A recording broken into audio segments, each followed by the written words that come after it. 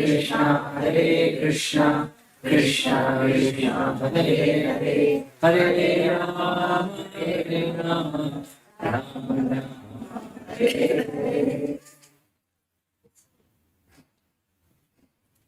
Moving forward with Gajendra Moksha, Gajendra's prayers after his being liberated, or after in his great dire difficulty, then he became liberated.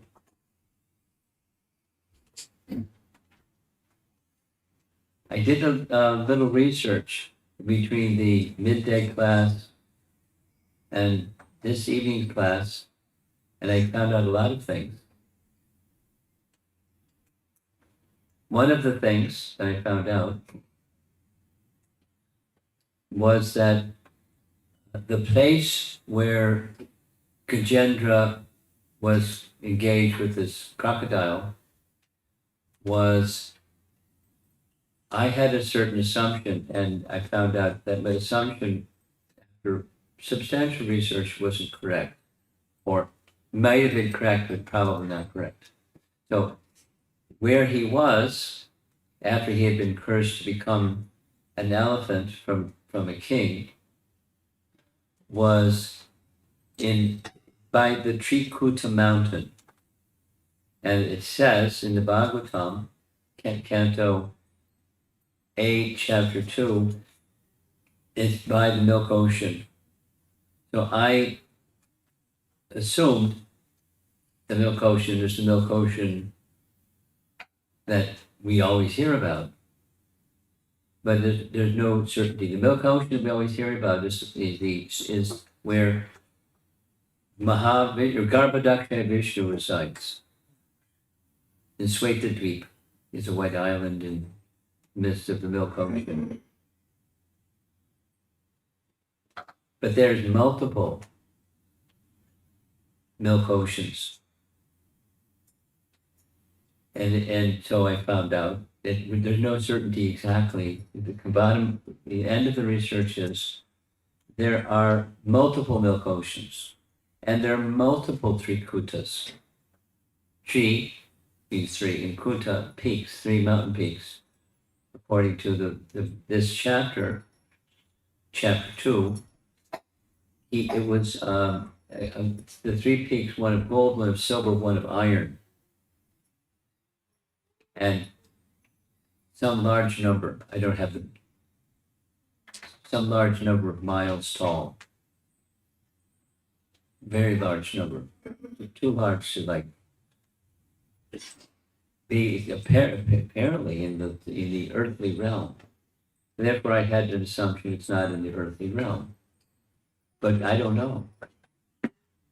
The research that I did was, yes, Trikuta Mountain, yes, Ocean of Milk, but which Ocean of Milk and which Trikuta Mountain? There's multiple Trikutas. There's multiple oceans of milk. It could be on the earthly realm, could be in the celestial realm, and the ocean of milk where Garbhodakshaya Vishnu resides isn't in this realm.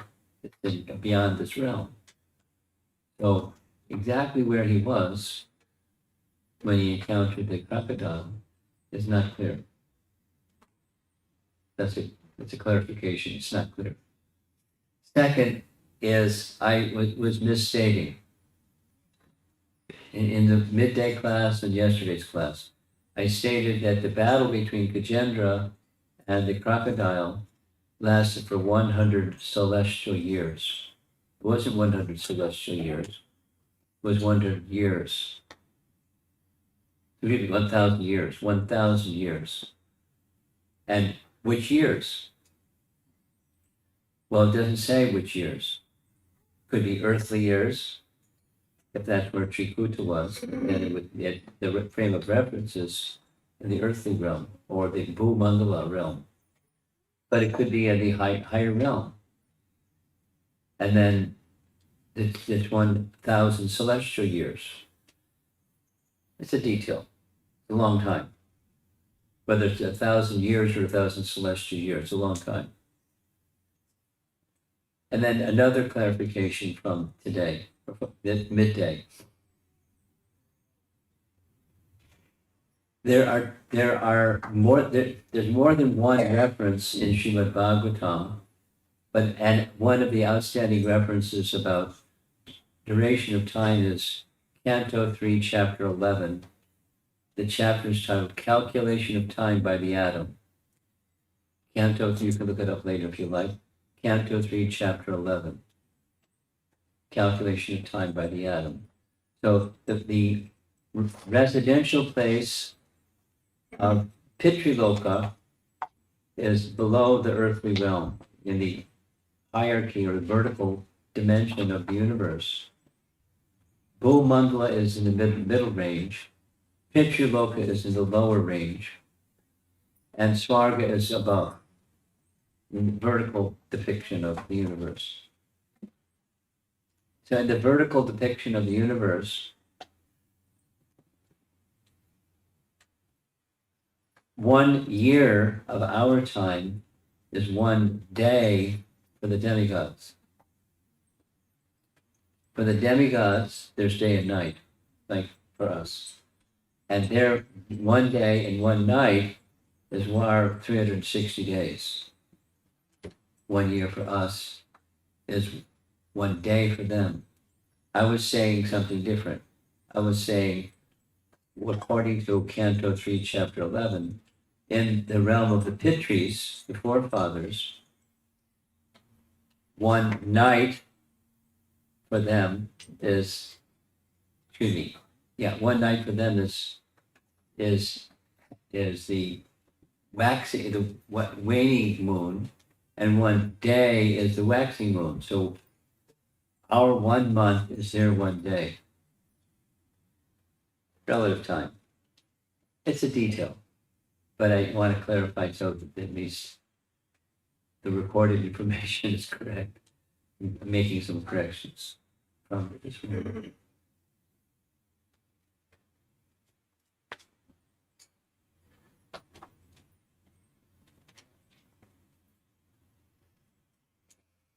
So I'm looking around the room, and many of you have attended some of these classes, and there's a few here that have not attended the earlier classes, so I think some context review is good. The context review goes like this. Canto 8, at the very beginning part of Chapter 1 of Canto 8, there's a question by Maharaj Parikshit, which is answered in the rest of the canto. It's a canto long worth of one question. You have already described the first of the 14 mandus, Swayambhuva Mandu. Can you please give some description of the mandus that follow the other 13? Because in every day of Brahma, there's 14 mandus, and only one has been accounted for. So who are the other 13, please? And that spends a lot of time. It's 1 day of Brahma, there's 14 mandus. So in quick succession, Shukadeva Goswami gives the answer. When he gets to the Tamasa Manu number 4 of the 14, that's what the Gajendra Moksha pastime takes place. Lord Hari, a form of Vishnu known by the name Hari, comes and liberates. Then he tells the story of the liberation of Gajendra.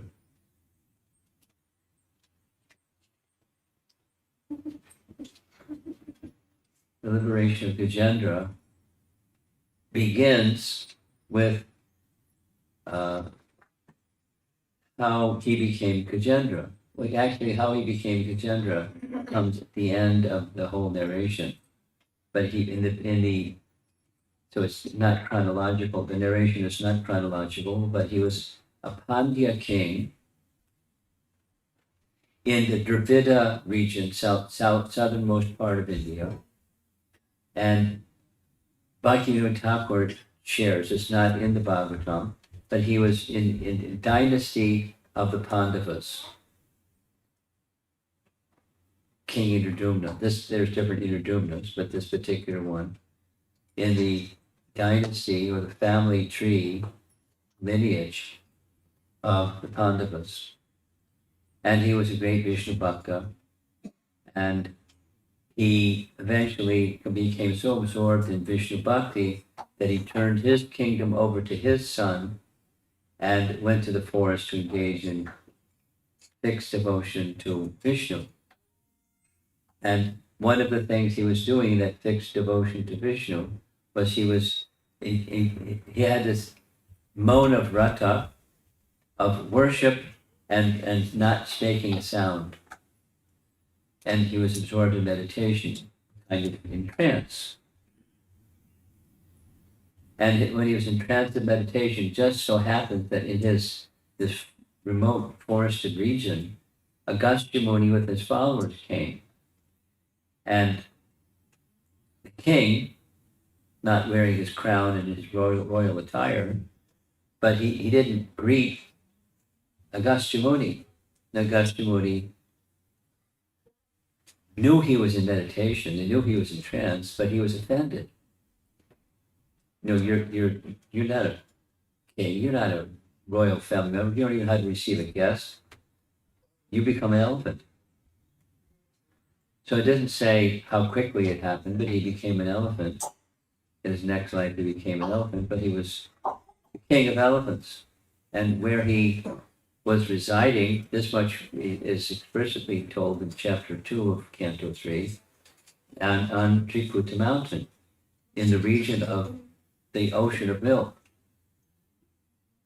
Now, just another example of ocean of milk, if you're interested.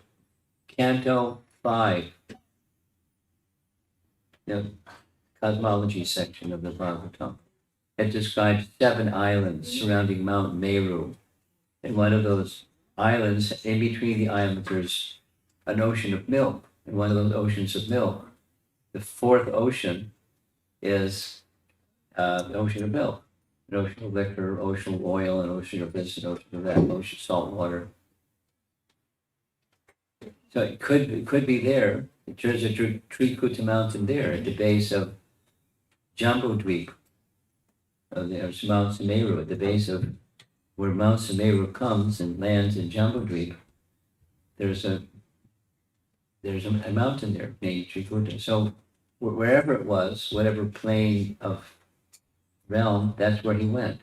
So he became a king of elephants with friends, other elephants and she elephants, and describes the beauty of the place.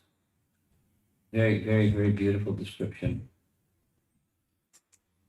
It sounds heavenly, but it could be the heaven on earth kind of place.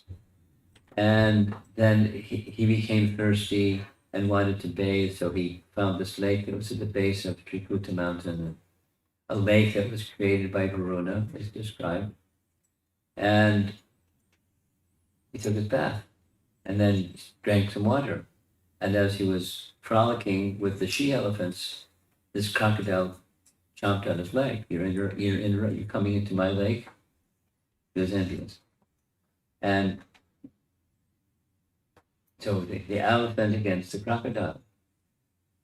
They had a battle. He tried to shake the crocodile loose. He's a powerful elephant, but he couldn't shake him loose. And the struggle and struggle and struggle and so on. There's a seat over here, over the corner.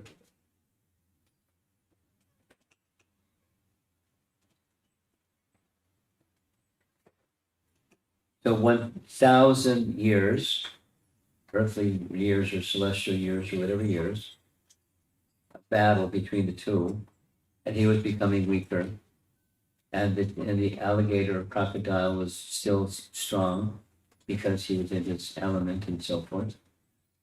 And so this is the background before the prayers begin. He realized, I'm finished. And quite unusual, the commentary says, it's quite unusual, but he remembered everything about his previous life as a king, a devotee of Vishnu, completely focused and absorbed in meditation on Vishnu, and all of that came back to him, previous life absorption. And naturally, he wanted some relief from the battle because he couldn't do it. So he needed relief, he needed protection. As you all know, there are symptoms or angas or limbs of surrender. One of them is, the Lord is my protector. So he was seeking the first his prayers, his glorification, you are that Supreme Lord. And he doesn't ask for protection yet, but in the third of his prayers, he's asking for protection. Then again, later he's asking for protection. But the purpose is not just to butter up Lord Vishnu, he's surrendered. I mean, in the end of all of this, he goes back, he attains Sarupya Mukti. He attains a form like the Supreme Lord. His elephant form is discarded. From the elephant form, the soul emerges. The soul takes on a four-armed form like the Lord of Vaikuntha, and a Vaikuntha Vimana descends and takes him to Vaikuntha. So he's not asking, for something. He's not asking for something material. His mood. One can certainly ask for something material, but one can ask for something that's not material. That is, he wants protection. So it's perfectly okay in pure devotion to seek protection, because it's a symptom of surrender, seeking the Lord's protection. That is to say, I don't protect myself. I am relying on the supreme powerful person for my protection. And one doesn't do foolish things. One doesn't walk in the middle of a highway thinking the Lord's going to protect me. No, he won't. But protection is going to be given. When you're doing the Lord's service, protection will be there.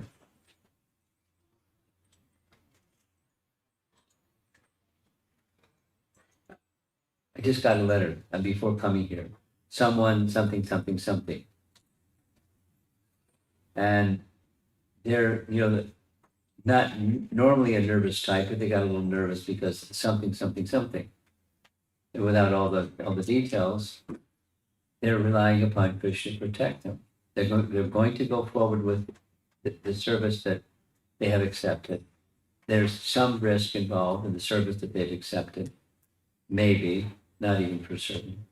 But Krishna will protect me. This princess is really a special girl.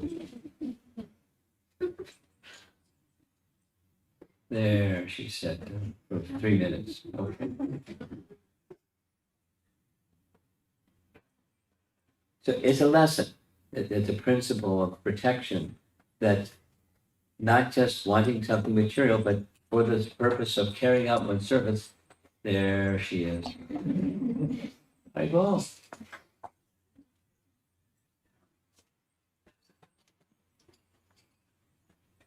I think she needs to go somewhere. Okay. There she goes.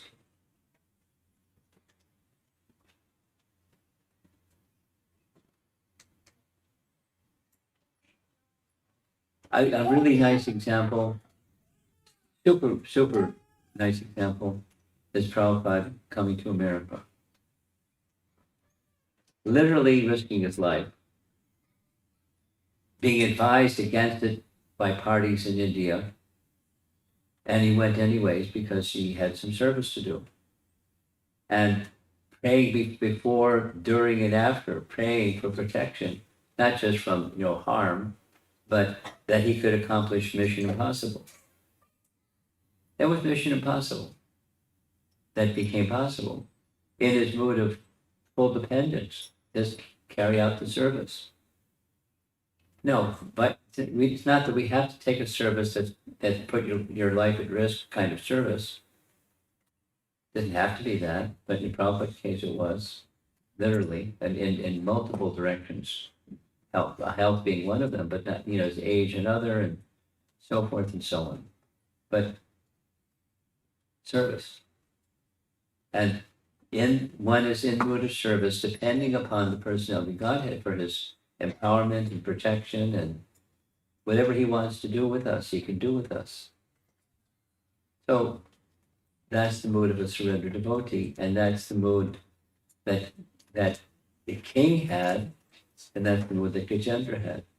Certainly, the circumstance put him in that space. He didn't have a choice. I mean, he could just face out, and die, but he turned it with full dependence. So first verse is glorifying the Supreme Lord. The next two verses are focusing on the function of Vishnu, the Purusha avatar Vishnu, who manifests the cosmic manifestation, the relationship between the source and that which comes from the source, specifically Prakriti, the material creation. That's Vishnu's function. And then the dissolution, that we heard about the dissolution. He withdraws Prakriti and everything is dark. The sun is gone, light is gone, electricity is gone, everything's gone. It's darkness in all directions. The exact same description in Brahma Samhita when Brahma is born. It's darkness in all directions. I mean, there's the effulgent Supreme Lord, but otherwise it's darkness in all directions. Nothing. Now you can be afraid or intimidated or something.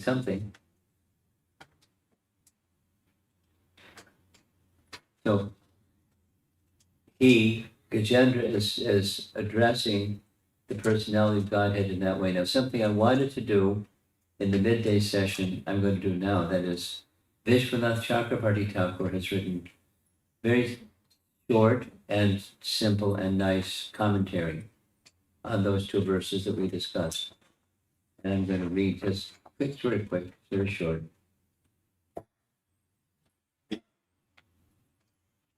Verses 4 and 5, so 8.3.4. This is Pandu Swami's translation of Vishwanath Chakravarti Thakur's verse and commentary. By his will, by his Maya, this universe enters into him and again appears and again is annihilated as the constant witness of creation and destruction of the universe. He witnesses everything. He is his own cause. May the Lord, who superior to all causes of revelation, protect me. So there's his prayer for protection. And the commentary by Vishwanath, translated by Bhanu Swami. Since the universe, made of cause and effect, exists without beginning, meaning Prakriti, the cosmic manifestation comes into being at some point in time, but the energy doesn't. The energy is eternal, manifest or unmanifest. The energy is eternal, and thus one can say the universe exists without beginning. The Lord is the supreme manifester of the universe. By his will, being created again and again, the universe enters him, and at the beginning of a kalpa means a day of Brahma, sometimes appears or at the end of the kalpa, it disappears. With unfailing vision, so he is the witness, Upadrashta.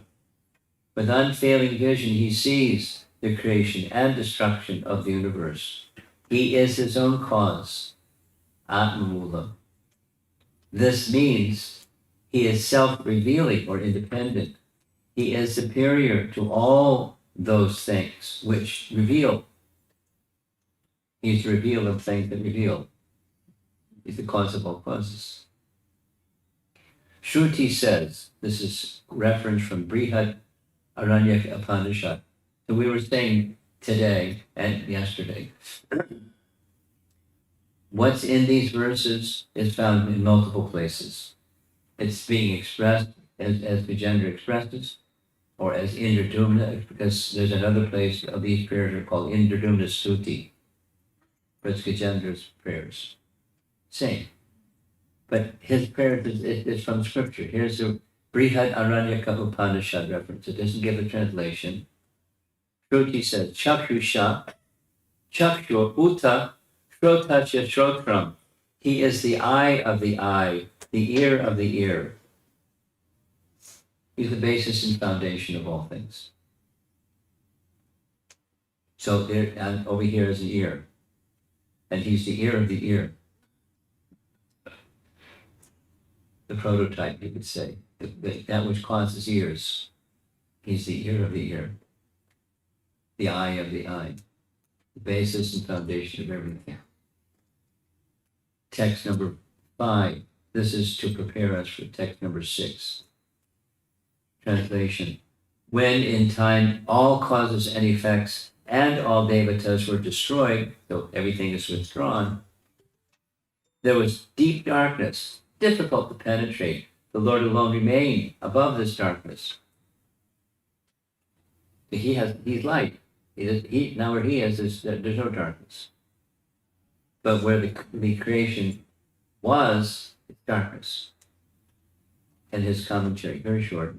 This verse explains that the Lord exists at all times.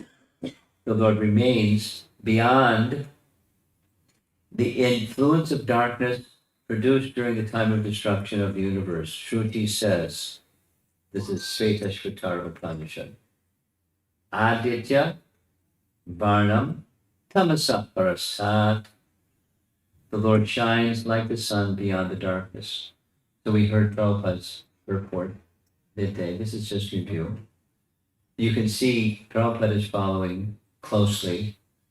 His language is different, but the points that he makes are following the points of Vishwanath Chakravarti Thakur. When Prabhupada, it's by becoming familiar with the Bhagavatam, it becomes evident by knowing a little bit what Vishwanath Chakravarti Thakur has written and reading Prabhupada's purports. He relied heavily upon his purports. He had his own realization. It wasn't just cut and paste and write something. It was realized knowledge because of his bhakti. But even those that have realized knowledge because of bhakti, they're hearing from realized souls. They don't stop doing that when you get realization. That the other commentator that Prabhupada liked very much and relied upon very much was the original commentator, the not disciple of Chaitanya Mahaprabhu commentator, or the line of Chaitanya Mahaprabhu, Sridhar Swami. And his commentary is sometimes very short and sometimes very elaborate. Some classes, Srila Prabhupada would simply, half of the class was just reading the Sanskrit of Sridhar Swami's commentary on sections of the Bhagavatam. And then he'd explain it, with English translations and take phrases. And so he liked. And he had his own explanation, not just academic, but realization of these commentaries, and then of course the verse. And that's how we get much of what we have in Bhaktivedanta purports, through disciplic succession and through predecessor acharyas.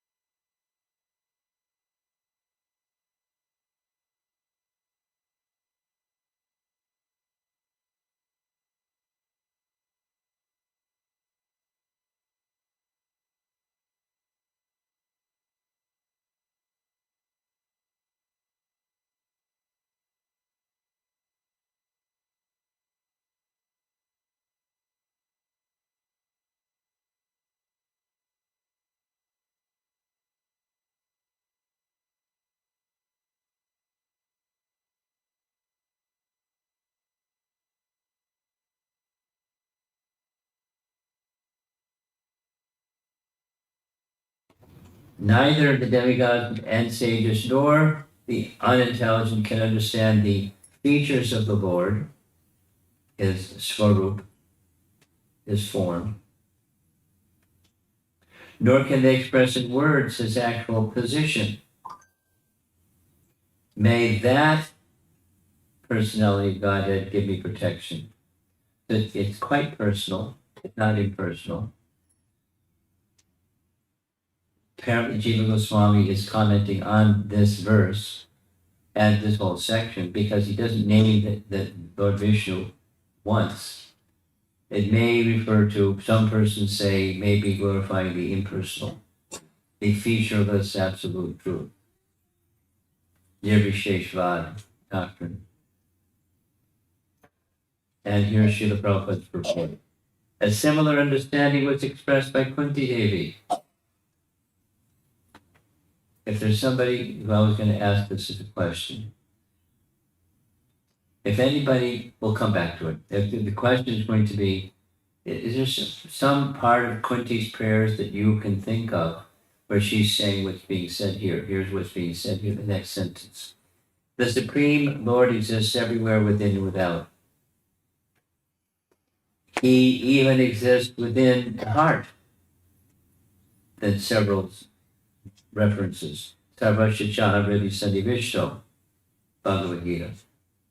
Ishvara Sarvabhutana Videshir Junatishtati, Bhagavad Gita. Thus, it is indicated that one can find the Supreme Lord within one's heart.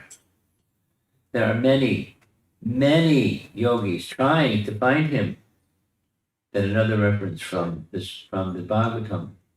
Dhyana Vastita Tadgatena Manasa Pashyanti Yam Yoginaha. Prabhupada refers to this hundreds of times as a definition of yoga, as where one is searching for Hari within.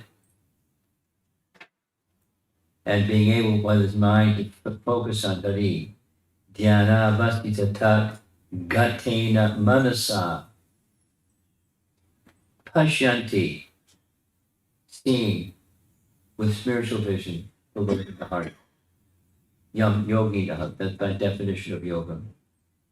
Nevertheless, even great yogis, demigods, saints, and sages have been unable to understand the bodily features of that great artist, nor could they understand the meaning of his movements. So his activities, his form, his actual position remains unknown. What then can be said of ordinary speculators like the so-called philosophers of this material world? For them, he is impossible to understand. Therefore, we must accept the statements given by the Supreme when he kindly incarnates to instruct us, Bhagavad Gita. We must simply accept the words of, now here we go, Lord Ramachandra. We discussed this. It's not what we're used to hearing. Not what I'm used to hearing. Prabhupada is you're replacing Krishna's name with Lord Ramachandra's name. Lord Ramachandra, Lord Krishna, and Lord Sri Chaitanya Mahaprabhu, and follow in their footsteps. We discussed this. Then it may be possible for us to know the purpose of their incarnations. Then he quotes a verse from Bhagavad Gita 4:9. Let's say the verse together. Janma karma vidyam evam yoga veditatvata evam punarjanma narjivami. If, by the Lord's grace, one can understand him, one will immediately be delivered, even within his material body. Like this, go back to Godhead, doesn't mean change your dress. It means consciousness, even within the same body at your same location. Back to Godhead. The material body will no longer have any function, and whatever activities take place with the body will be activities of Krishna consciousness. in this way, when they give up his body and return back home, back to Godhead, got it? Give up your body doesn't mean death. It means the material body is no longer a material body. And your place of residence is no longer a material place of residence. And matter becomes completely spiritualized, but by change of consciousness, by this one thing of understanding the personality of Godhead, which they're going backwards. Who can't understand him? The materialists can't understand him. And the demigods can't understand him. The sages can't understand him. They're searching for him. He's present everywhere. They're searching to find him, but they can't find him. Yoga means to find him. That the phrase, one more time.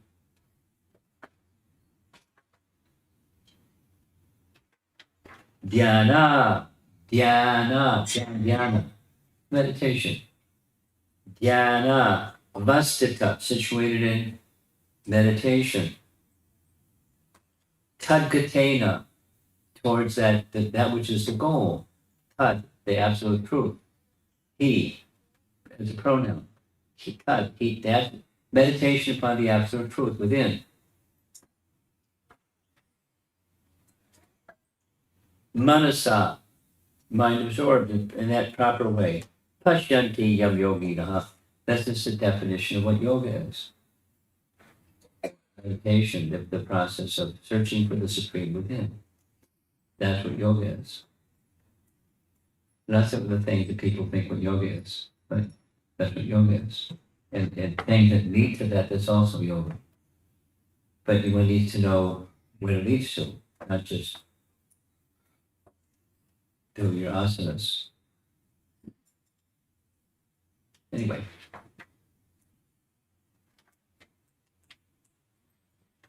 So let's go back to the scene. The scene is, here's the king of elephants, and he's in his life is about to expire, and he knows it. And he has one recourse, his place of shelter, and he's seeking for protection. And he knows that the Supreme has that power to protect him. So he's appealing, not just help, but it's glorification. And in that sense of glorification, if I can be helped, you're the one that can help me. There's no one else that can help me. So please give me that protection. He doesn't say you have to kill the guy, but give me your protection, whatever that means, whatever you feel is appropriate and suitable for the circumstance.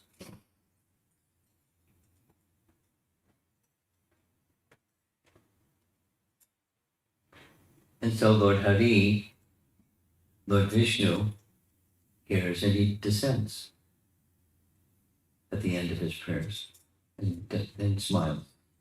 Does the deed, he chops the crocodile and liberates the crocodile from the crocodile body.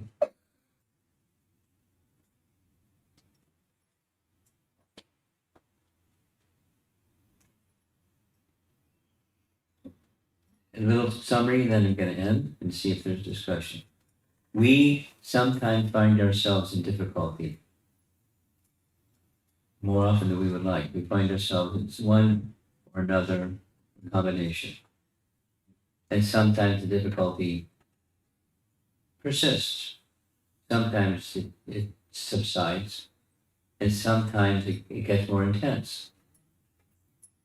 And depending upon our Vishnu Bhakti or Krishna Bhakti, we're going to remember Krishna or not. We remember Krishna more or not. So it's a lesson from the whole Gajendra Moksha Lila. The Lord is hearing. He's fully conscious of our difficulty. He's sanctioning our difficulty.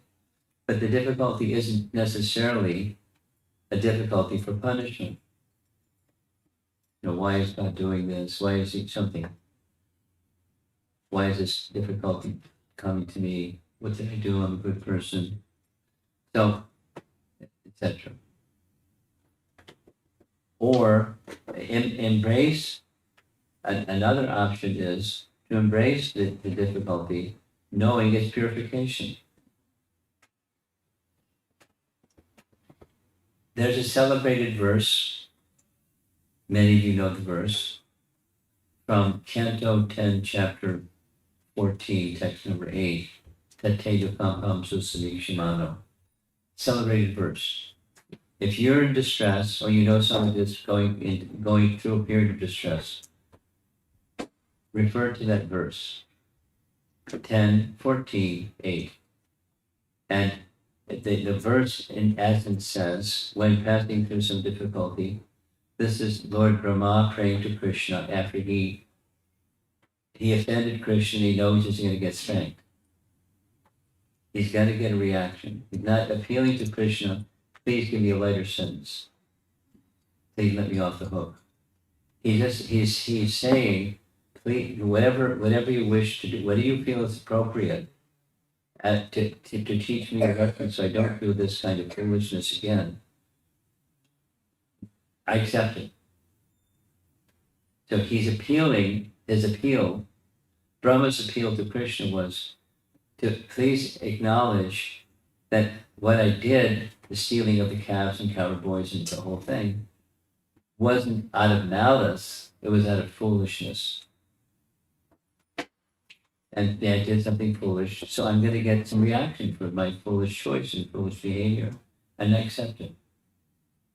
But let my mind not budge an inch from your lotus feet. Knowing that by that shelter at your lotus feet, I'm protected. Even when hardship comes, I'm protected. Not protected from the hardship because it's going to come. Whatever you wish to do with me. And as a consequence of my offense. I mean, it was pretty big. He interrupted Krishna's pastimes, Brahma.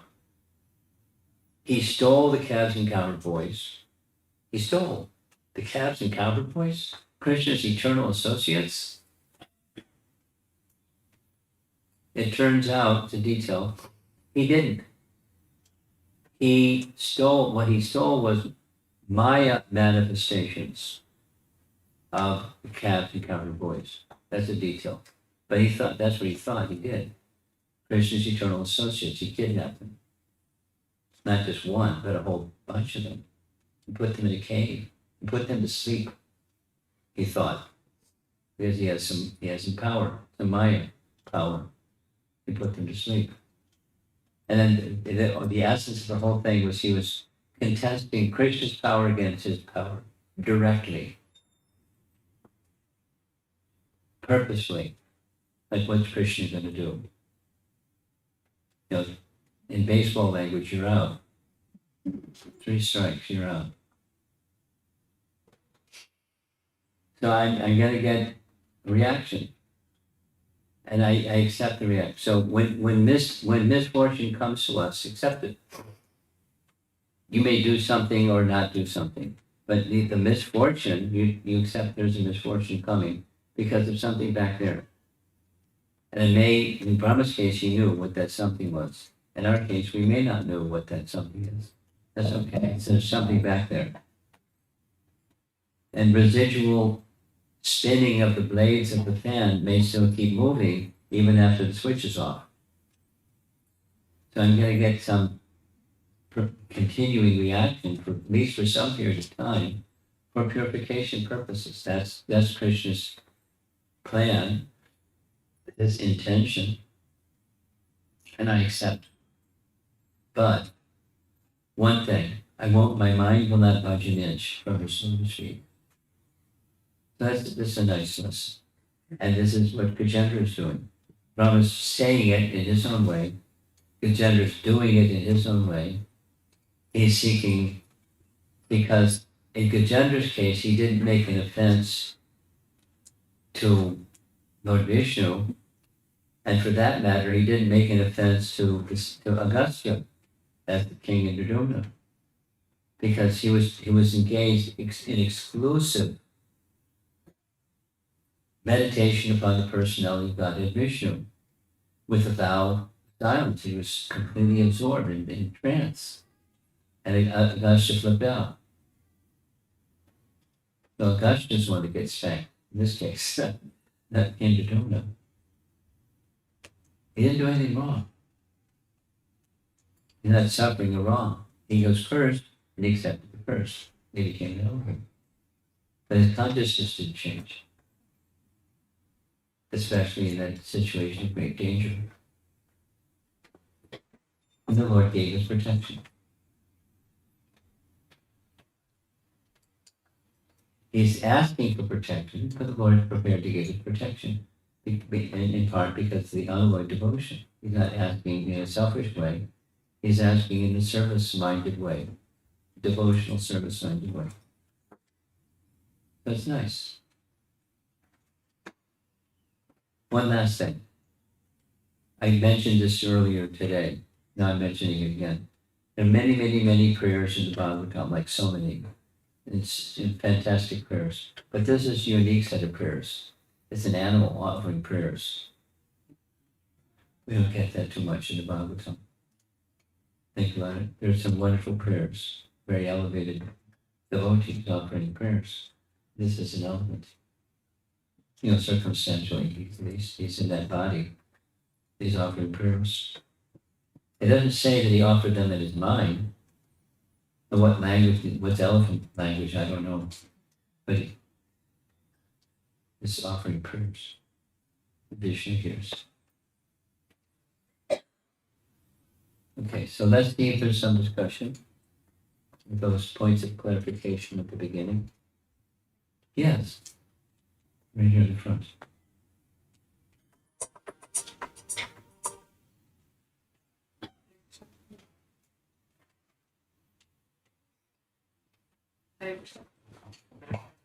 There we go. You're on. Couple of instances. Regarding Brahmaji's Leela, where he stole all the friends of Krishna.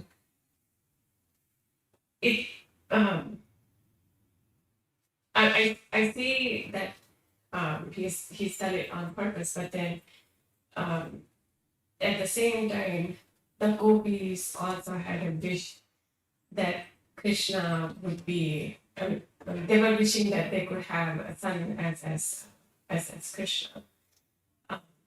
Yes. So even though it was an offense, but then that actually fulfilled the Brajavaji's wish of having a son like Krishna, and even all the cows wishing that they had. Yes, So, I understand your question. so how is that considered as offense? I guess Okay. I don't.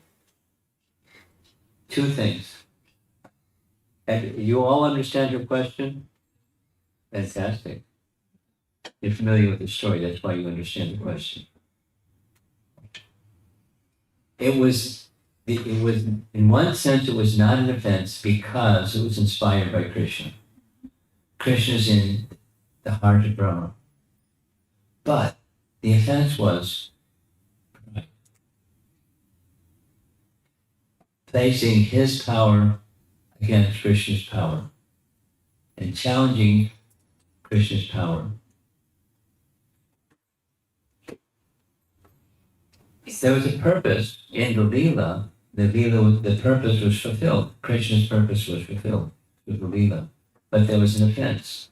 And at the other end, you know what happens at the other end of the prayers. At the other end of the prayers, Brahma doesn't want to go back to Brahmaloka and resume the post.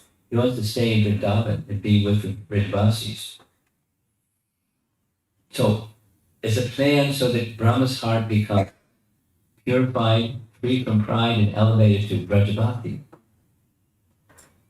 It's a Leela. So now your question, I remember your question.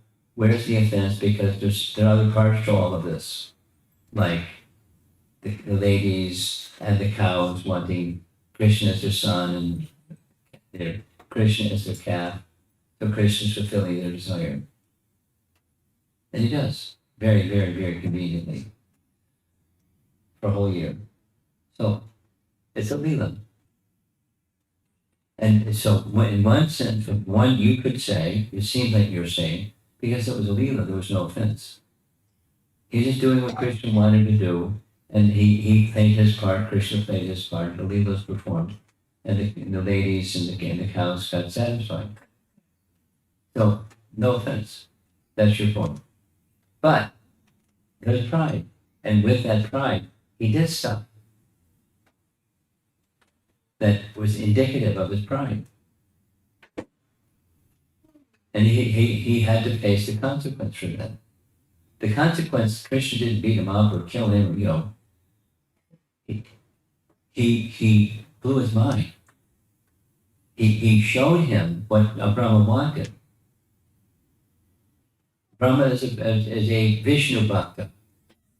So Krishna showed him all these Vishnu forms. And etc., etc., etc., etc.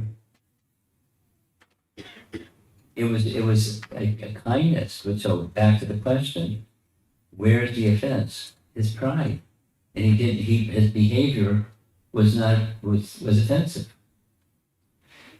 Okay, it was done because Krishna inspired. Why did Krishna inspire? Because there's pride in Brahma's heart. Let's say it the other way. If Brahma was a pure devotee, he wouldn't be Brahma. He'd be in Vaikuntha or Goloka. But yet there's some desire, he's got that post to build the universe. There's not pure devotion in his heart. Krishna helped him become free from, because somebody who's very elevated, whose heart's not pure, what happens?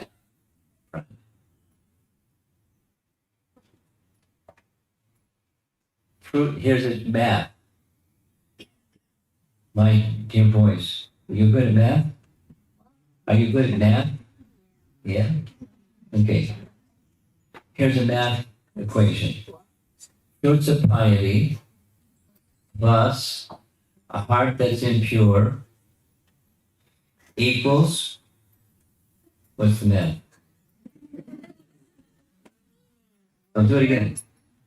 Fruits of piety plus a heart that's impure equals pride. You understand?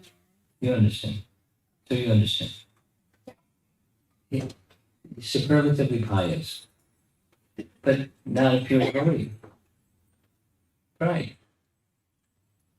And Krishna doesn't like. So Krishna helped him become free from pride. And he became free from pride. He knew and proved Lord Brahma.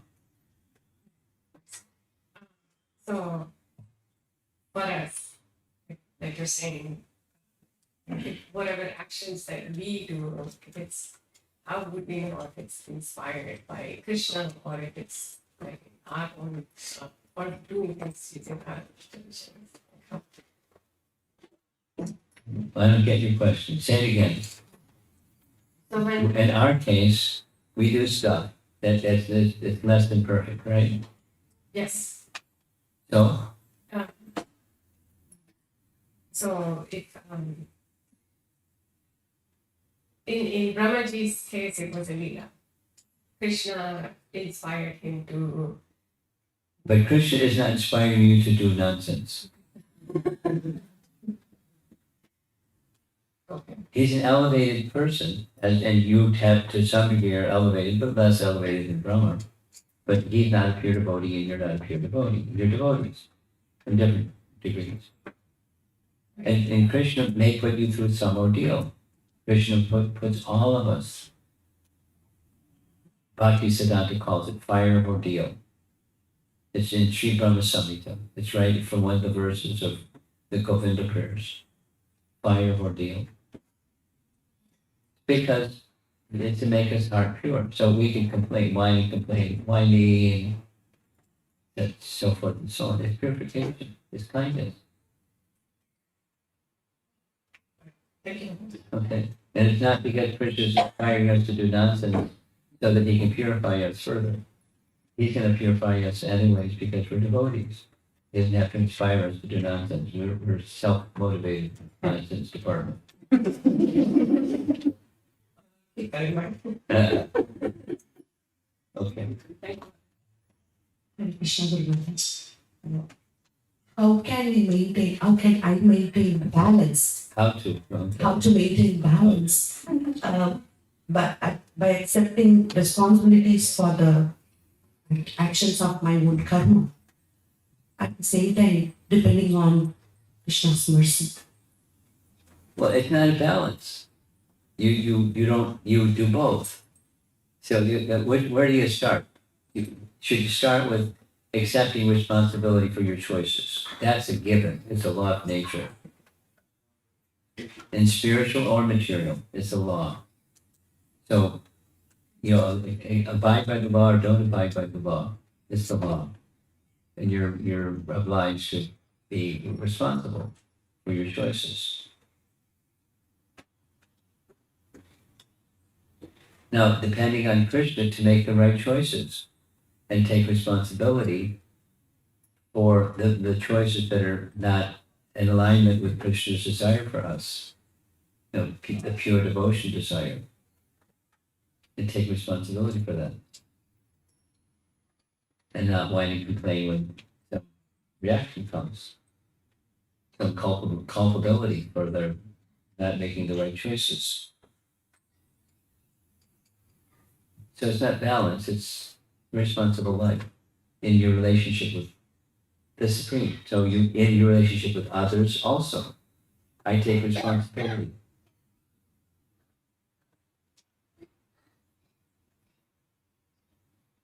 I'm going to share something with you, which we share with all of you. In the last 24 hours, I heard a very nice class given by a certain devotee. And I wanted to, because of the relationship with the person, I wanted to express, could you explain why on the one hand this, the other hand that, and how do you, but I didn't, I hit the send button before I was ready to hit the send button. So it came across as a confrontational type of question, which wasn't my intention. And immediately quickly responded, saying this and this and this. So I apologized and rephrased the question. What I intend, I learned a lesson. I don't hit that reset, don't hit the send button. In relationships with people, we're responsible for how we speak and how we act.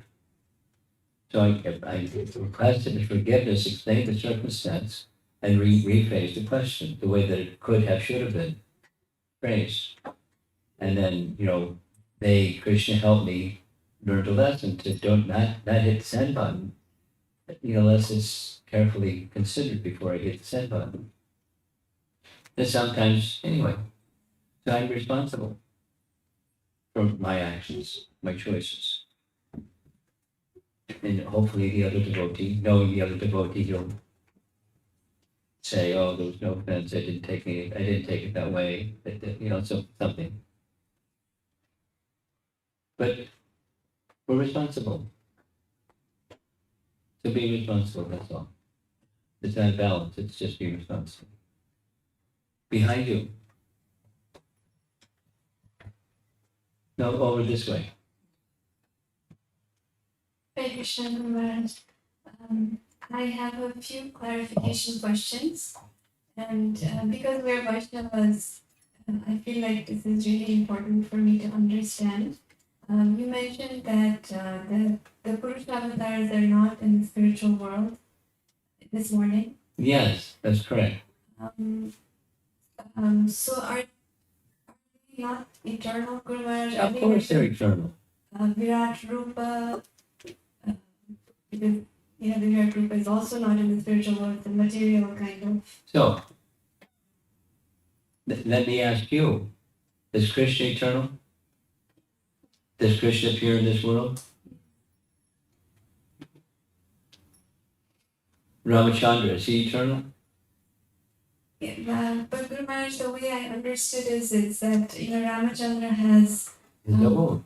yes, Ayodhya, in the spiritual world. So we don't hear of any abodes of the Vishnu avatars. That's why I was a little bit confused about the eternality. Their service is in relation to the creation, and thus their abode is eternal, but it's not in the Vaikuntha realm. Their abode is an eternal abode in this realm.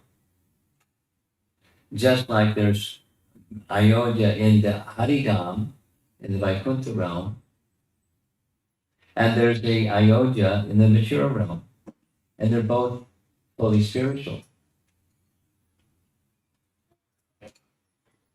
So that abode of Vishnu, the three Vishnus, their abode is in the material realm, and their service is in relation to creation, which is material service, or in relation to the material energy. But their abode is eternal, but it's not considered part of the Haridam. You know the verse? Golo kadamni nijadamni kalejatasya devi maheshu haridam suteshu. So their abode is not in Haridam or Golokadam. Their abode is in Devidam. But their abode in Devidam is an eternal abode in Devidam. It's not in Vaikuntha. Maharaj, my next question is, when we, in the Bhagavatam and other places, when we hear devotees' prayers, even though they are referring to different incarnations of the Lord, Yeah. Perhaps there are nuances in the prayers that I don't yet understand, but it seems like the realization in all of the prayers, regardless of the form of the Lord, is consistent. Is consistent, yeah. Consistent. So I was just wondering, for example, Brahma, in the third canto, when Brahma is seeing the Lord, Prabhupada mentions in one of the purport that he saw Garbhodakshaya Vishnu. And when he offers prayers there versus when he's offering prayers to Krishna after the Brahma Viman Lila, Yes. they're both consistent. So are there different Yes. levels of realization? Yes, because after he sees what he saw during the Brahma Vimohan Lila, he understood very clearly that Vishnu, who is his father, is Krishna.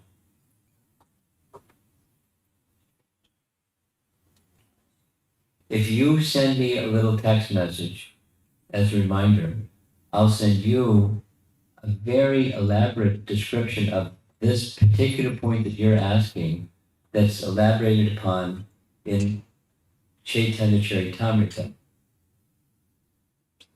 where in the elaborate text, Krishnadas Kaviraj explains how Brahma is arguing, you are my father.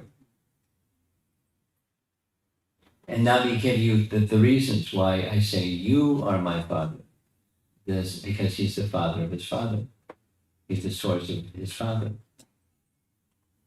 And therefore he's his father. We say grandfather, but he's his father. He's the source of his father. The one from whom he's born is his father. It's very clear. So your question was, is there a difference of realization? The answer is yes. When the creation is performed in the third canto verses, he doesn't have the same realization as he has later. And during Brahma Mohan Lila.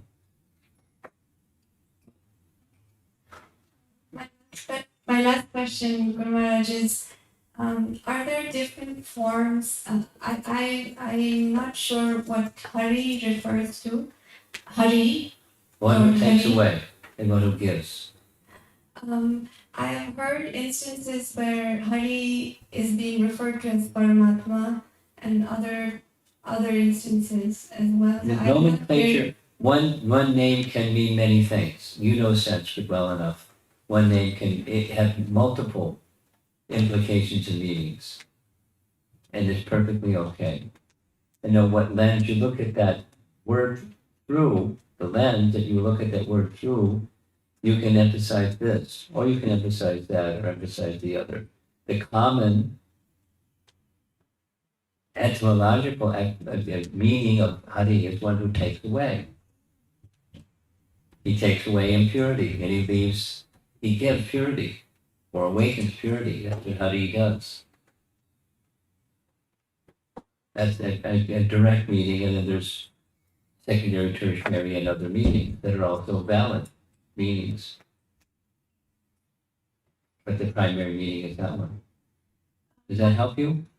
Yes, Maharaj. Except, No, I had a follow-up question based on what you said. okay, So you mentioned that the Purush avatars they have an eternal abode, but it's in Devi Dham, in the material world. yes. So the yogis that meditate on the Paramatma feature, the Shiva Dakshaya Vishnu feature, is that why they're not able to like go to the spiritual world, Maharaj? Because I'm just maybe I'm They're connecting with Shiradakshay Vishnu. But that's partial. It's not complete. How does it become complete? Recognize the relationship between that object of the meditation and the source of their object of meditation. And that, in other words, it brings one into not just meditation, but to bhakti. To the medium of bhakti, one can regain their position in the spiritual world. But when bhakti is not substantial or not significant or not developed, it's not, you don't have the ticket. You don't have the adhikar to enter the spiritual realm. There's many details and details to describe. If you want details, Paramatma Sandarbha. But it's partial. It's short. It's partial. And bhakti makes it more than partial. Potentially. Up to priti, up to pure love. And then that same yogi that's meditating on Paramatma can go to the spiritual world. That's essentially what happened to Indradumna. He went to the spiritual world. He went to Vaikuntha in a four-arm form. So Sarupya Mukti, four-arm form. Okay? Thank you. Bhakti is elevates one's understanding, potentially elevates one's understanding, and then destination according to one's understanding or one's shelter. Okay. Someone else.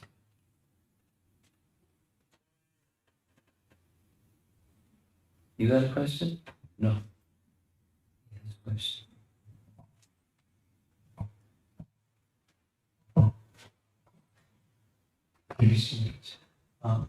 What is the protection that the Supreme Lord offers for us?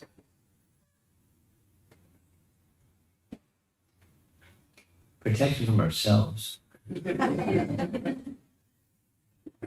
Protection from desire that's apart from the Supreme.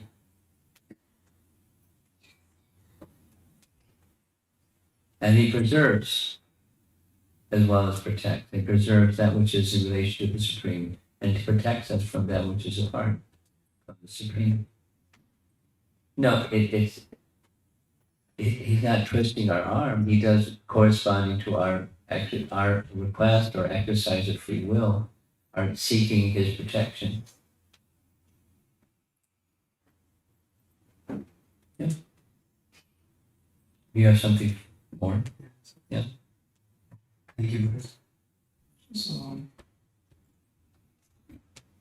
sometimes practicing devotees like me ask for protection in terms of material level protection that may be not favorable towards Krishna also, because I don't know what is really not favorable. For example, health wise or something like that.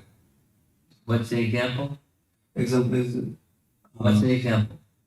like my job should go on well, or health should be better, material things, for example. Krishna, you can do with me what you like. You can make me a success or failure as you like. Now that's surrender. And supposing one's not fully surrendered, then you get other things in your wish list and submit your wish list to the order supplier. Om Jai Jagadisha Hare. It mix.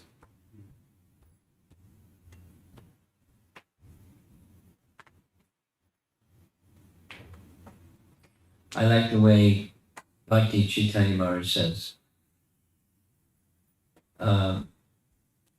He has three things. It's,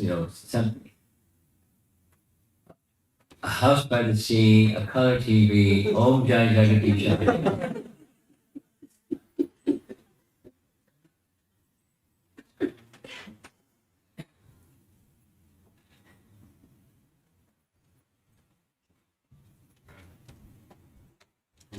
Okay. Mahamantra, that's it. You got a last question. Krishna Maharaj. The protection Gajendra was mentioning here in the previous verse Yes. is like, I mean, we are It's clear. his body. It's his body. It's his life. It's the external covering of the soul. Protection. That's what he's asking. Yes. Oh. That's at risk.